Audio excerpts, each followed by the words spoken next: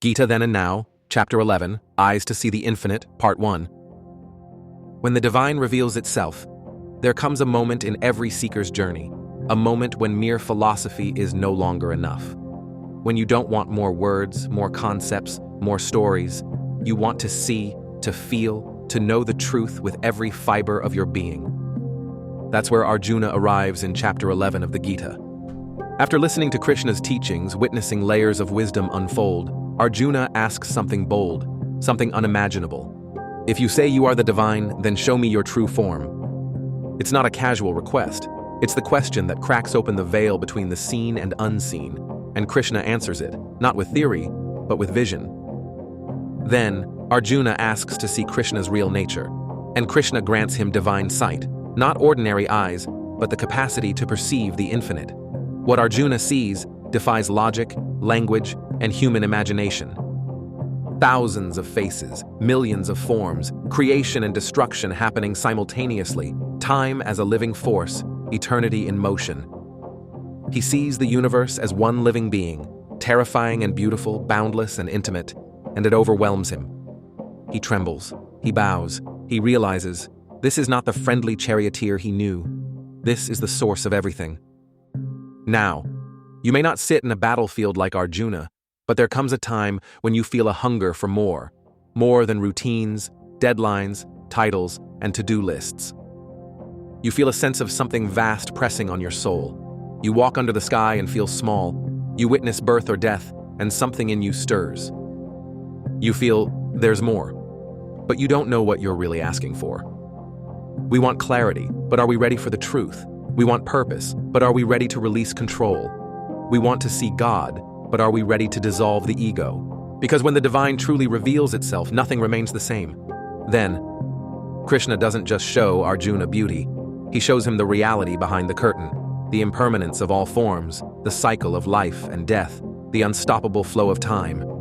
He sees warriors falling into Krishna's mouths like moths into flame. He sees both victory and destruction as parts of the same dance. And Arjuna, the warrior, collapses. He begs Krishna to return to his familiar form. Now, in today's world, you ask big questions. What is my purpose? Why is there so much suffering? What happens when we die? Is there a God? And then life shows you something, an experience, a loss, a synchronicity, a moment of stillness that shakes your sense of reality. You get more than an answer, you get a glimpse. And that glimpse is not always soft. Sometimes it's fierce. Sometimes it breaks you open. Sometimes it shows you how small your control really is. But in that breaking, there is awakening. Then, Krishna says, you cannot see me with your ordinary eyes, but I will grant you divine vision. And with that vision, Arjuna sees not just God, but his place in the grand design. Now, when you pause deeply, truly pause, you might feel it too. In meditation, in nature, in love, in grief. You don't need mystical powers to feel the sacred. You need presence. You need the courage to ask, show me what's real, and the strength to accept what follows. This chapter is not about entertainment. It's about expansion. It asks you, what if everything you see is just a surface? What if the divine has been present all along, waiting for your eyes to open? This is not about seeing a cosmic vision with your eyes. It's about perceiving truth with your soul.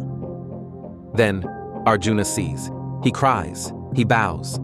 And then he asks, please, return to your gentle form. The infinite is too much. And Krishna with compassion does. Now, you might feel the same. A deep insight stirs your soul, and yet, you crave the familiar, the known. That's okay. Growth is not about staying in ecstasy. It's about stretching, returning, and walking forward with new understanding. Focus. This chapter reminds us that spiritual vision is not a fantasy. It's a responsibility. You ask for the truth, be ready for transformation. You ask for the divine, be ready to let go of control. You ask to see, be ready to be changed. Not everyone dares to ask. Not everyone is ready to see. But when you are, the Gita waits. Because the infinite is not far away. It's waiting inside you, behind the next question, the next silence, the next surrender. If this message touched something deep in you, please like, subscribe, and share with someone who is also asking bold questions. Because when we open our eyes together, the world begins to transform.